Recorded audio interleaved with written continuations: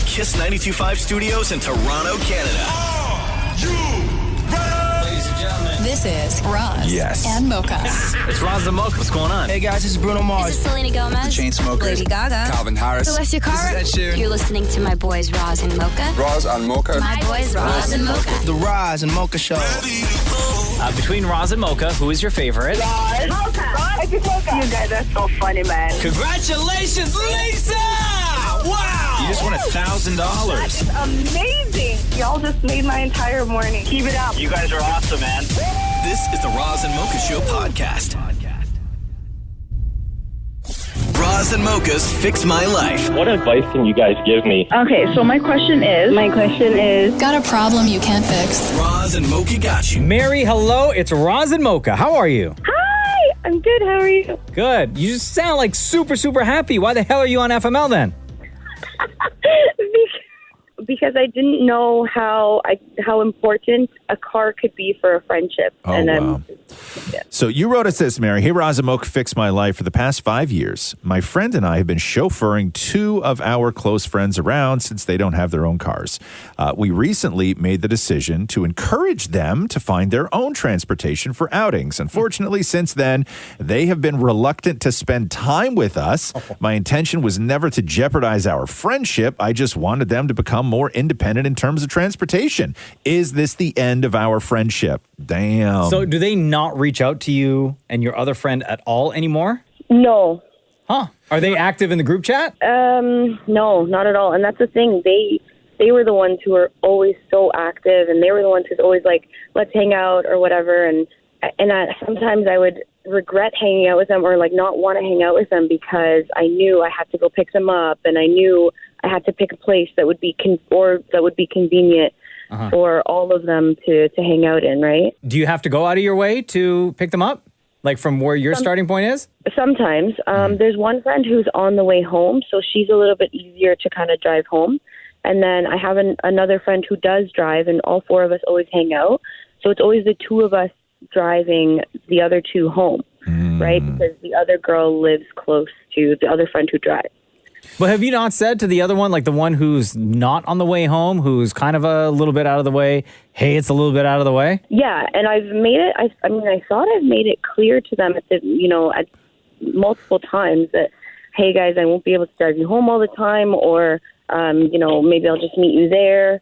And I've even asked them, like, hey guys, when are you getting a car? Like, I'm sorry, but they're 30, and it's kind of ridiculous that they don't have a car or a driver's license. So do you guys, like, you don't have to say exactly where you live, but do you obviously live somewhere where you need a car, right? Yes. Yeah. So like transit isn't an option kind of thing? No, but like I always feel bad when they take Ubers everywhere to meet us, right? Why do you feel bad? Well, because like I have a car, and technically they're sometimes like they're on my way, or it's only a little bit out of my way. So I don't mind picking them up, and like I like the company obviously in the car. Sure. But I just at the same time I'm like I can't keep doing this every single time because it adds up. Like the gas adds up. They took this as you told them that they were a burden. Right? That's exactly what they told me. Yes. Because, sorry to be a burden. I thought like we were just going to the ago, same place anyway. Mary, right? 2 seconds ago, you just said but you don't mind. Like I didn't mind at the beginning, but I've been doing this now for like 5-6 years. When this starts to go to hell, right, is when you start to feel that this is received less as a really, really great thing a friend is doing, where it then becomes that it's expected. And that's when you start to sort of resent everything, right? That you start to feel like you're being taken advantage of when they live their life thinking that they have a ride everywhere. Anytime you guys go out, they have a ride. That's taken care of. It's expected. And when you say, hey, maybe you guys want to, get your own car or find a different way, there's no other way for them to receive that other than sick of this and you guys are a burden. And I feel that I'm being taken advantage of. And they may take offense to that. But going back to the very beginning, if you guys were regularly hanging out and active in the group chat, all this other stuff, and then all of a sudden you say, I'm not going to drive you anymore, and they stop hanging out with you, I think that you then have to maybe start realizing that that friendship wasn't what you thought it was. That's what scares me the most is because, like, I love those girls. I want to still be friends with them. I see them on Instagram.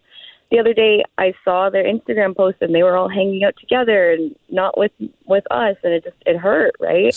So I don't want to. Yeah, because they were fine. They were fine. Well, guess what? They're fine with losing the friendship because they were fine getting free rides from you. I think that you just need to clarify the meaning of all of this, the intent behind you having that conversation, and that you weren't trying to tell them that they were a burden, but you also sort of feel like you're being taken advantage of a little tiny bit. And not that you mind entirely, but it's when it starts to feel expected and when it starts to feel like, maybe, hey, if I don't drive you, are we still going to hang out? Is our friendship based on the fact that it's because I can pick you up at home and we can go to a bar, right? Is that really the foundation of this friendship? Because it's starting to seem that way, that you just, you say I'm not going to pick you up anymore and they don't want to hang out with you. So what was it? Yeah, that was starting to happen, and that's what I was a little afraid of. So originally what I told them was, hey guys, moving forward, I'm just not going to be able to pick you guys up. You're going to have to find your own rides to things, right? And they seemed like they were okay with it. But then a few days later, when we didn't hang out for a little bit, I called them out on it. I'm like, hey guys, I hope you're not you guys not hanging out with us is because of what I said. And then we had a video call to kind of discuss everything. And they actually did say that we didn't want to be a burden. We didn't want you to feel like you were being taken advantage of. And I said to them, I just didn't feel appreciated near the end. Sometimes you'd say thank you, but sometimes you would just walk into my car expecting a ride home. And it just, obviously, I want to be a good friend. I want to be kind and caring, because I don't want you to have to spend, $30 on an Uber when I'm right here. But at the same time, I'm not an Uber. Yeah. So Well, it sounds like you had the conversation, and if it still didn't make a difference, then maybe the friendship isn't what you thought it was. Okay, should I try to reach out one more time? Sure, go for it. Nothing. Listen, no hearts are going to get broken. Nobody's going to be. I think that you can just reach out one more time. It's fine. Normally with stuff like this, Mocha and I will always just say, just walk away. But I think it's fine to just reach out and just be like, yo, this is actually kind of ridiculous. Should I word it? How should I say it? Well, I mean, you already sort of said everything that I would tell you to say, but it didn't work. I wouldn't be aggressive, and I wouldn't be accusatory. If what is more important to you, the fact that you never want to drive them again, or the fact that you miss your friends? I miss my friends. Okay, then that's where you start. There you go. Okay, thank right. you guys. Okay, I really appreciate everything. Okay, Mary. We appreciate you. Have a good day. Thank you too. The Roz and Mocha Show podcast. Roz and Mocha's Fix My Life. What advice can you guys give me? Okay, so my question is... Got a problem you can't fix? Roz and Mocha got you. Anthony, it's Roz and Mocha. What's going on? Okay, my friend, how are you guys? Good. Happy belated birthday. We understand it was Thank your birthday you. on Friday. Now, you are not reaching out with birthday drama, are you? No. It was a good birthday. Okay, so why are you here? Well, I'm here because I need help with the most important part of my wedding. The food. Oh, the food. Not if she's going to show up or not. No. Anthony, you wrote, it says, hey, Roz and Mocha, Fix My Life. So my fiance and I are planning on getting married next April. I just want to know from you guys, what style of dinner should we do? Buffet or 3 to 4 course meal? Interesting. You've obviously had discussions with your fiance about this. Who is the one that brought up buffet versus a coursed out meal? Well, actually, the thing is this. So we're going with the style of buffet. But when we suggested to our parents, mostly my mom, she has the old school mentality. You know what? Buffet's not that classy. But we don't know. Uh-huh. Who's paying for the wedding? Exactly. We are. Okay. So what do you guys want to do, though? We're comfortable with doing the buffet. I feel like the buffet, everybody gets more than one plate, get more satisfied. And in the end, I think there's food more it's like we'll leave food behind. How many people are at your wedding? We're going to do about 110. 110. Okay. What does your fiance think? Is she okay with buffet? Yeah, we're both decided for it. Okay. Is it a formal seating thing, like fancy tables with centerpieces and name tags and everything else? Exactly, yes it is. It is, eh? I don't know. I've been to both, man. I've been to weddings where you sit down, you get your salad, you get your meal, you get your dessert, all that stuff, right? Yeah. But I've also been to weddings where it's buffet style, and I didn't mind either. I actually prefer the buffet one a little bit more, to be honest with you, just because the simple fact, Anthony, that you just brought up is that you get to go and if you wanted to have a second plate of stuff, you could. Yeah. Exactly. I would say that when you're doing like a formal kind of wedding where you've worked on the seating plan and everything else, the one thing for me in a formal environment where buffet fails is that you wind up having an enormous population of the guests who are obsessed with when their table's going to get called, and they're obsessed with the line at the buffet, and they're it's such a huge distraction for people that I think that it takes away from their enjoyment, because there's going to be like a good 90 minutes in there that instead of talking and having fun and making it all about you guys, they're only going to be thinking about food. And when they're going to get to line up. And like to me, it's just a distraction. Like if you're doing a formal seating where you have tables and you guys have worked it all out, I would say serve them.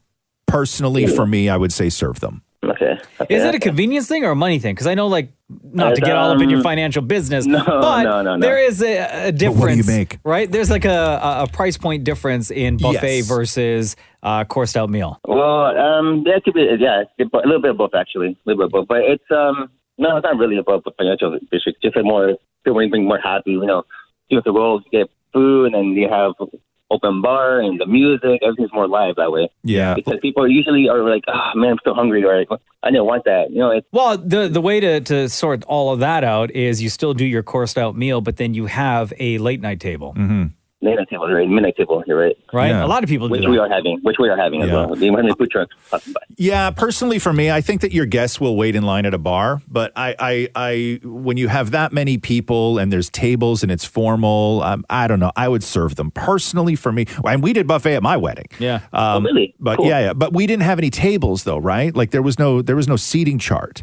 It was just kind of like you grab and then go and find a place to seat, like go and jump in a booth kind of thing. And so different people. So like like some people had, like snacks with one group of people, and then they sat down and had food with another group of people. And it was just it was very, very informal. But I think that if you're going to go down the road of like any sort of formal kind of wedding, I would say serve them, just because it is such a distraction for people. I hear you. Yo, what were your... There was a potluck once. Maury said he went to a potluck wedding. Have you thought about a potluck? No, man. No? You get like 75 different dishes of macaroni salad. That's all it would be. Maury showed up with 2 Lunchables. Wow. Crack them open. What kind of buffet? I'm just like now curious. Yeah. What kind have you guys been talking about? Well, we're probably most likely Italian as well. Italian style. Oh, bro. Like veal cutlets and stuff? Exactly. Oh my God. Dude, okay. You gotta do the buffet. Yeah, okay, cool. I like penne and... Penne, exactly. Yeah? Lasagna? Any man. lasagna in there? We're thinking of it. We're thinking about adding that. We're thinking of it. Okay. Yeah. I don't know. You may have to switch it up, An Italian buffet? Oh, come on now. Yeah. I may be on your side now. That hits different. Yeah. Roz and I want the invite now. Yeah. I may be on your side now. All right, Anthony. Couple of options for you there, brother. All right. Thanks. And actually, can I give a couple of shout outs, actually? Yeah, go. Cool? All right. I want to give a shout out to my fiance, Bianca, hey, babe, and my 2 beautiful nieces, Alexis and Lily. Aw, amazing. Cool. Thanks, Anthony. No problem, guys. Have a good day. Roz and Mocha's Fix My Life. Update. Sarah, hello. It's Roz and Mocha. How are you? Hello, I'm good. How are you guys? Good. Welcome back to Roz and Mocha's Fix My Life. This is an update. We talked to you last in May of this year. At the time, you said you'd been in a relationship for 3 years. You shared a home with your boyfriend, 2 dogs, all of that. And you said since the beginning of the relationship, you'd been asking for validation, stuff to help boost your self-confidence. If it was like a compliment or just say thank you for something that you did around the home or did something for him. And he didn't grow up in a household that kind of did all of that with each other, which is why he said he didn't recognize that he wasn't doing that with you, right? Yeah. You know what? It sounds kind of sad when you say it out loud. Yeah. But you're the one that wrote it. I know I'm the one that wrote it, but then you say it, I'm like, oh, God. Yeah, and I think a big part of that when we originally talked was the upbringing that he did have, right? Yes. Where that was a loveless house. There wasn't a lot of affection. There wasn't a lot of emotion. There wasn't a lot of any of that stuff. And that's really what you were looking for. And Even cuddling between the two of you was difficult for him to kind of get a handle on, right? Yeah, and That it was. And I think that we had said that this wasn't something that because you kept saying validation, and it was really more appreciation and just acknowledgement, right? Yep. And one of the things that I know that we had said was that this isn't something that you can work on solo. That this is something that you guys needed to work on as a couple, not sort of as individuals off doing your own thing. You needed to work through this together. So what happened? So I heard what you guys said, and I valued exactly what you said. At first, I thought it was going to be, completely done, and I move on. But I started looking for that validation in myself. Yeah. And I think that ended up, us coming closer together because we ended up doing the work together. Now we're quite happy. He does show me that appreciation and love, but what's more important is that we have an open line of communication. And that's pretty hard to get, especially when I guess he's never had that his whole life. So, we're doing the most every single day, and it's working really well. When that first, because there's a lot of people who are in your same situation.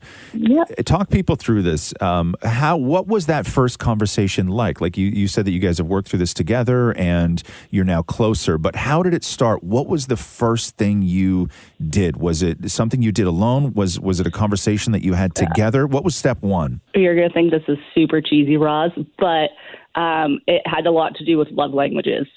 So I figured out, I'm joking. Go ahead. No. It had a lot to do with each of us figuring out what it is we need from our significant other. Right. So once we figured that out, we were able to discuss it, also figuring out our love languages so that we can show each other appreciation in the way that we each want. So for him, it's acts of service. For me, it's like, the talking, the like intimacy, all those things. So now that we kind of know what each other needs, we're able to give each other what we need. Gotcha. My sister's behind me and she just yelled lame. Yeah. So, yeah. I knew it was going to be, I'm going to get it from her or I'm going to get it from you. So no, hey, listen, What does your sister think of the guy? Does she like him? My sister loves Ray. Yeah. Yeah. All right. Yeah. We just went to her wedding. He was a groomsman. Okay. That actually the wedding kind of brought us closer together, ironically. It was me. Really, though? She's taking full credit. I love it. Yeah. That's amazing. Well, we're glad that everything worked out for you, and this FML update has a very happy ending, Sarah. It does. I do have a question. Okay. Is it possible to hear more about Maury's Uber Eats orders? Like just in general? Just in general. Oh my God, they're so funny. They're just so funny.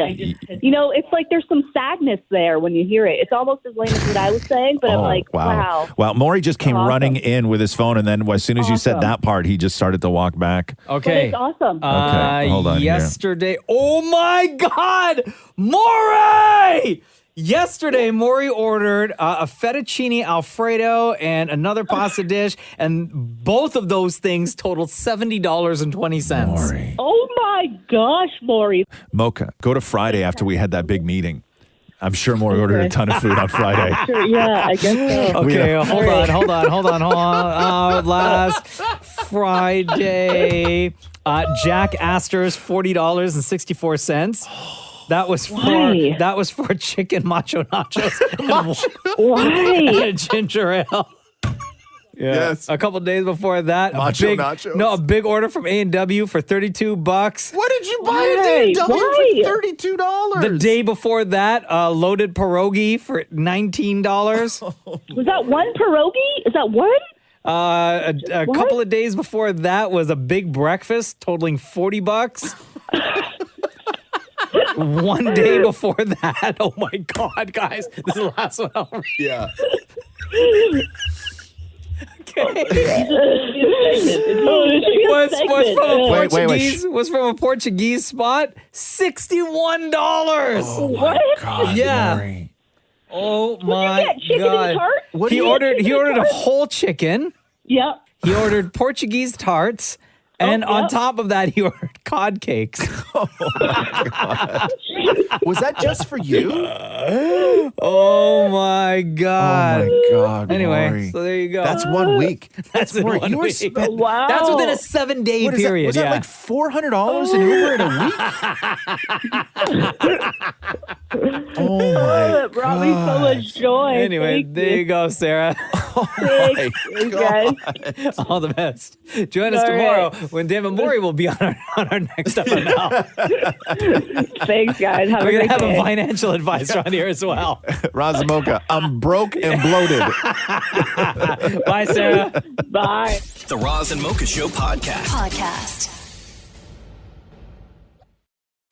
Roz and Mocha's Fix My Life. What advice can you guys give me? Okay, so my question is, Got a problem you can't fix? Roz and Mocha got you. Monica, hello. It's Roz and Mocha. Hey, Roz and Mocha. How are you? Good. How are you guys? Good. What's got you so down? So what do I do when the passion and love for my career is disappearing? Oh, Monica, you wrote, it says, hey, Roz and Mocha, fix my life. I've been questioning my career choice. It's been on and off that I've been wondering if I should leave the vet industry. I love what I do and my patients, but it's starting to feel less about the pet's well-being and more about the money. It feels like no matter how hard I work, it's never enough in management's eyes, and it's becoming exhausting. The issue is I don't know what other career paths I'm interested in since it's always been about animals from my childhood. Could it be, Monica, it's just the place that you're working at right now?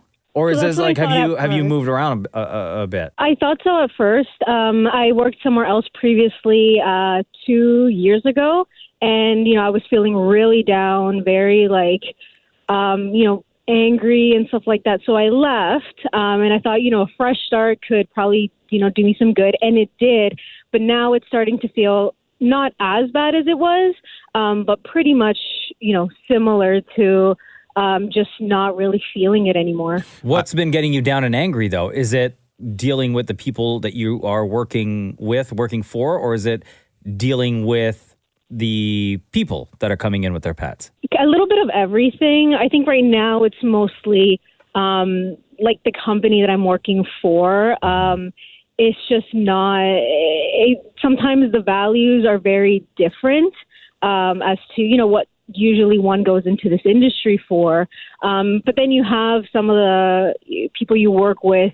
It's not sometimes the greatest environment. You definitely have those who go above and beyond, and then you have those who kind of just sail through the shift and yet get praised for it, while when something goes wrong, everyone kind of gets in trouble for it, even though it's like it wasn't you who did it. Mm-hmm. And then, you do have some clients who come in and, if you can't, fit them in the same day, or if you can't get their meds ready in time because they called you that morning, they kind of start the name calling and kind of the verbal abuse, and it's just a little bit of everything.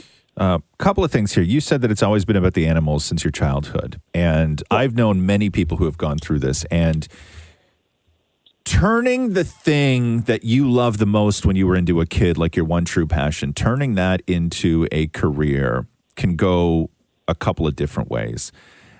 Most often you are hit with the reality that the thing that you love most in the world, as soon as you turn it into a business and you turn it into your career, you start to not love it as much because it is a business. And you are going to have a boss. And suddenly the thing that you love the most in the world, which is like helping animals, somebody's going to go, yeah, but you're kind of crap at it. And you're like, yeah, but this is what I love more than anything else. And then you're stuck in this cycle of where the one thing that you love more than anything else, you've gone ahead and ruined. Now, that doesn't mean that you can't do it. I think what you should do, because it sounds like you're in a position where you just need to find joy back in your life. And I think that you can find that outside of work. And I think that so many people rely on their job to be the most joyful thing in their life, where they feel the most fulfilled. And I think that that's wrong in a lot of cases, because you start to, questioning your choices and feeling like a failure and all of this stuff. But I think that outside of work is where you should find the most joy in life. not inside work? I definitely do keep quite a few hobbies. I love running.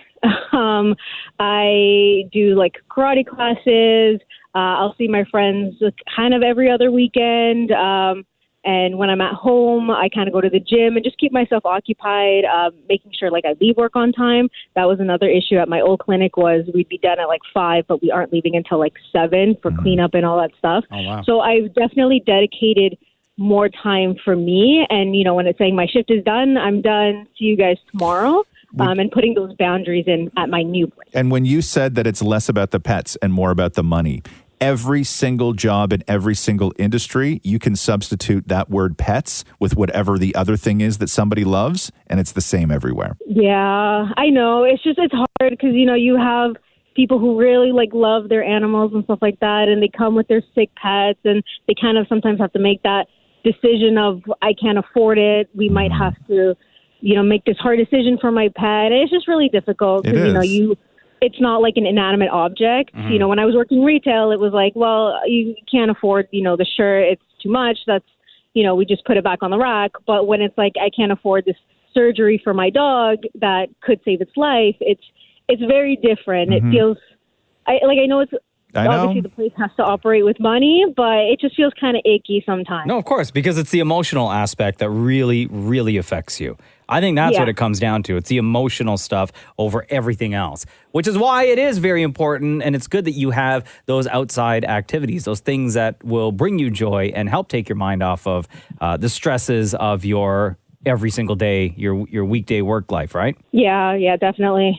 But I wouldn't leave. You said, to me, as somebody who owns 4 cats, right? They own me, sorry. Yeah. You live in their house. That business, that world needs people like you. I would hope that you wouldn't leave being a vet or working in a vet's office because of this.